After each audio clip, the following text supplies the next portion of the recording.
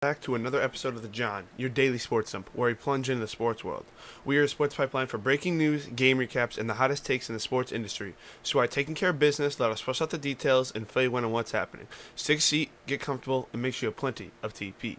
It's time to explode the commode. I'm your host, John, and today I'm going to be giving you guys 3 hot college basketball takes that I think are true, and for some of them, I think could happen. So, my first one, obviously, if you guys don't know, I'm a big-time Illinois fan, so you guys may think there's a little bit of bias, but I think Keaton Wagler is a top 5 draft pick. I think he's a top 5 freshman. I think it's him, DeBanza, Flemings, Peterson, and Wilson. Boozer, Flemings, Peterson, DeBanza, Wagler. I think those are the top 5 freshmen in college basketball. That's just, I think that is, and I can argue with it, but here are the numbers that back it up. During this 11-game win streak, Keaton Wagler has had 22 points, 11 points, 16 points, 17 points, 19 points, 22 points, 17 points, 13 points, 46 points, 22 points, 28 points. Over this 11-game win streak, he's averaging 21 points, and obviously 46 during Mackey, and obviously 20-plus points in 6 of these 11 games.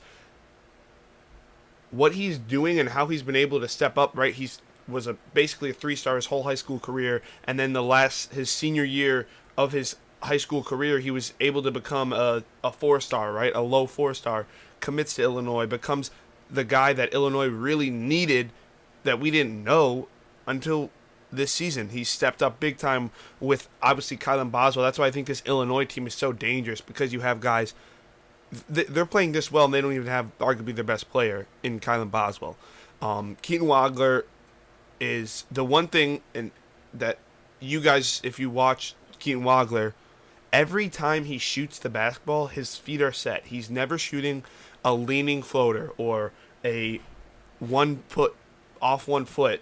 His feet are always set. And if you watch that game against Purdue, it felt like shot that he shot, his feet were always set. It was never his feet were like that. His feet were like facing that. Like, his feet were always dead set. And I think that's what makes him so good and why he's such a great 3-level scorer, because his feet are always set. He's always balanced. And even right against Nebraska, he had 5 points in the first half. He did not play well. He played amazing in that second half. He plays well when the game matters most, it feels like. And he stepped up huge. He has stepped up huge for this Illinois team, and he's finally getting the recognition that he deserves. And I think that's why he and this Illinois team are going to be dangerous when it comes to March. I think Keaton Wagler is a difference maker, and I think he has a clutch gene. I think there's very few guys in college basketball. I think Braden Smith would be one, and even then, you could argue it, that I would trust with in the clutch more than Keaton Wagler. I think Braden Smith, I think Cam Boozer, and I think that's really it. I think those are the 2 dudes that are a lot more, maybe Darren Peterson, but we haven't seen him really in late game situations because he's on a minute restriction. And AJ DeBanza, I mean, Keaton Fleming, like, there are some dudes who I could see the argument for, but I think Keaton Wagler is also one of the most clutch players in college basketball, and I think he's shown that in this season so far, and he's shown it game in and game out. When Illinois needs him to step up big, he comes up big time. My next take is 2 mid-major teams that one I think is getting a lot more attention than the other one. And I'm going to start with a team that is, I don't think, getting enough attention. The St. Louis Billikens are legit this year. They average 91 points. They shoot almost 50% from the field, 40-plus from 3. Multiple dudes scoring over 10-plus points. Obviously, they're led by Robbie Avila, who a few years ago, if it was talked about going to big Power 4, Power 5 schools and decided to follow his coach and go to St. Louis, Robbie Avila is a difference maker on the court, and we've seen that this year. He obviously had a huge buzzer beater against George Washington this past weekend for St. Louis, and they're 21-1. They are a legit team. They have multiple guys averaging over 10 points. So, right, you cue in on Robbie Avila, but you can't just focus on him because they have so many different scorers from all different parts of the basketball. They win these games. They're a good defensive team. And the big thing about teams in March Madness, especially these mid-major teams, is can they shoot the 3 ball? And this St. Louis team shoots amazing from 3. They are an efficient team. they can score with anybody, and I think I think they could make a Sweet 16. I really do. I think you guys can argue and say they haven't had the hardest schedule, but they're a buzzer beater away from being undefeated right now, and I think getting the same amount of love as this next team that I'm about to be talking about. But 51% from the field is legit. 91 points per game is legit. I don't care, right? Obviously, you take account the conference. The A-10 is not a bad conference in basketball, in mid-major basketball at all. It's way better than this next conference that I'm going to be talking about.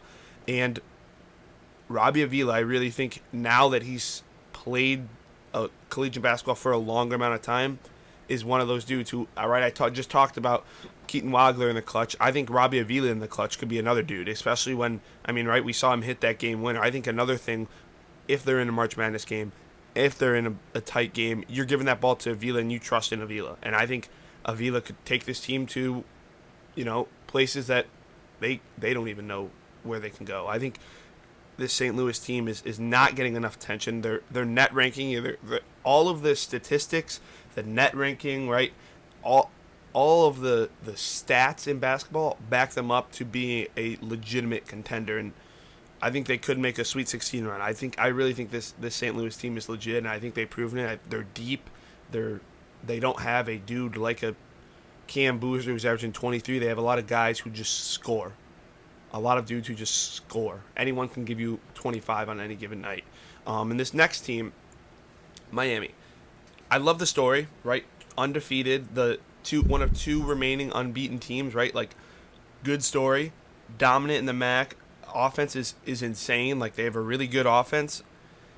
And I've seen some stories where could this be a lot like that Wichita State team that was a 1 seed that lost to Kentucky in the Sweet 16.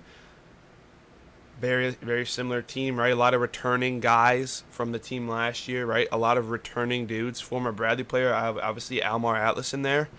Brent Byers is their go-to guy, like leading scorer. But I don't know. I just don't believe in them. I think they're a first or a second round exit. And it's a great story. Like, I'm happy that they're winning all these games and they're gonna make March Madness probably. I think they could make it as an at-large, but with your leading scorer only averaging 15 points, and right, they're a good three-point shooting team, but it's a lot of inconsistently after Byers. Like, you don't know, with the difference between this team and St. Louis is St. Louis, you have a bunch of different scorers. On this team, it's really Byers and then everybody else. It's not Avila and, like, for example, Avila and then Dion Brown and Kellen Thames, and like there's a bunch of dudes on St. Louis who could give you points when you need them. With Miami, you don't really know, right? And the MAC is the A-10 is one of the best mid-major conferences in basketball, in college basketball. The MAC, on the other hand, is not that great of a conference, and that's another thing that I think, right? You can say Gonzaga's not a great conference, or right, Dayton when they were really good in the A-10 wasn't a great conference, but now the A-10 is a really good conference.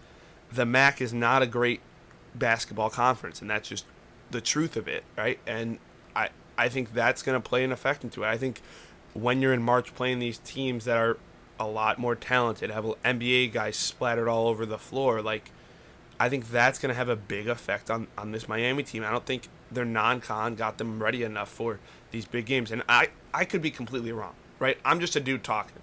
Like, this could be not true at all, and I completely get that. But I think this Miami team is not deep enough, and I don't think they have fought and played hard enough teams, where St. Louis has battled in a hard A-10 right now, as I don't think they're as battle tested as St. Louis, and that's where I think Miami of Ohio doesn't make it in the tournament. I think they make it, obviously. I don't know if they can. I think they win one game, depending on their seed, obviously, and then lose the second round. I really do, and I think, right, it's a great story.